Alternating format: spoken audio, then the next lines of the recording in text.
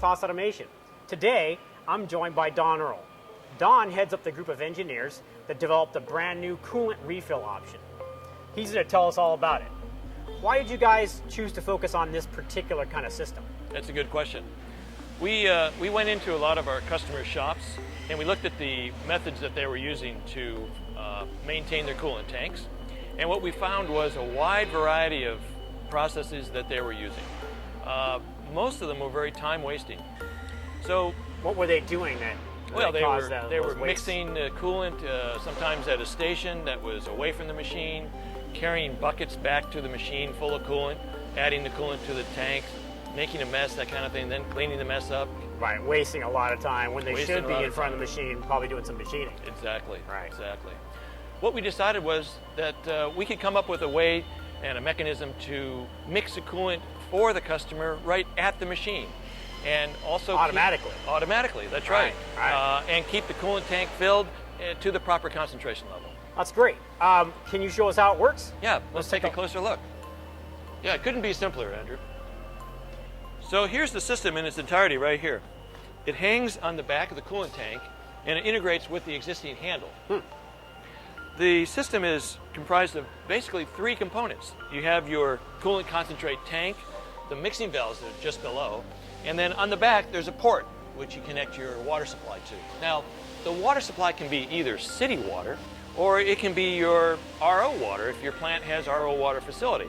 You know, the one that you were bucketing the coolant from prior to buying this option. Exactly. So how does the unit actually mix the water and the concentrate together?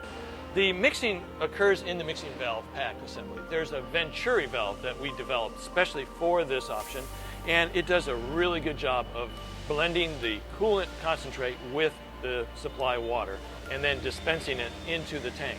And so it's nice and uniform, not going to separate, all that kind of thing? Right, that was a major focus of our effort to make sure that we got a very good mix so that doesn't happen. That's great, that's really good to know. So what if I have a particular kind of concentrate that I'm familiar with using? Can I use that same concentrate in this system? You can. You can use any concentrate that's on the market today. There's a calibration process that you do one time on the initial setup of the system that allows you to use different viscosities of concentrate and different line pressures that are coming in from your supply. Is that calibration process pretty easy to do? It's a very simple process and it's a one-time deal that you do initially, and then after that it's automatic. That's great. So I can't help but notice that this coolant tank doesn't have any coolant in it. Can we use this system to actually fill the tank? We can. We should do that. Let's go make some coolant. Cool. Well, Andrew, let me show you where the coolant refill option is in the control. It's located in current commands in the maintenance page, okay, the lower half. So probably the first question anyone's going to ask is, how do I set my concentration? Yeah. Here you can see we have it set to 5%. And to change that, it's a simple one-button click. You can change that anywhere from 0 to 10%. That's great. That's very helpful because when you have different conditions in the shop, say in the summer where it's very hot, you have a high rate of evaporation, you'll want to lean the tank out to compensate for the fact that the evaporation is causing the concentration level to rise. If you're cutting aluminum application and you have a lot of coolant carryout, you may want to raise that back up to your 5 or 6% or wherever it is that you're running the coolant normally. So you can just make those adjustments on the fly? Absolutely. You use your refractometer to watch your concentration change, and to compensate for that, make changes here at the control. So you've shown me how the whole front panel works. Can we make some coolant? We can. So how do I do that? Well, it's very simple in this case. Since our tank is empty, what we're going to do is we're going to hit F3, and F3 will dispense 5 gallons of coolant at a time into the tank. That's great. Let's check it out. Here we go. Yeah, we're making coolant. I hear it working. That's right. There it goes, filling the tank automatically. That's awesome. Yep, perfect. So I do have one concern. Is there any way that I can accidentally overfill the tank?